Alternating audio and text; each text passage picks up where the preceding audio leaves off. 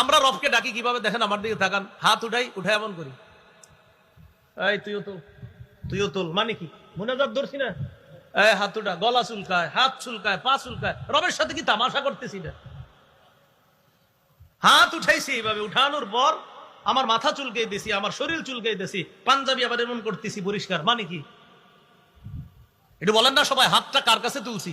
আল্লাহর কাছে। তো কিভাবে এমন করি বলেন? আমার রবের কাছে হাত তুইলা কিভাবে এমন করি? দেখেন এই যে হাত তুলছে এমন করে, আল্লাহুম্মা আমিন মানে রবের সাথে তামাশা? আপনার মাথায় একবার আনেন কথাটা যে আমি কার দরবারে হাত তুলছি।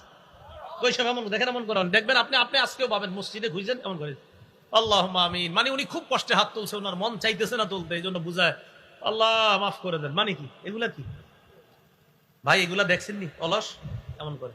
সাবধান, আল্লাহর সাথে এই জাতীয় তামাশা করবেন না।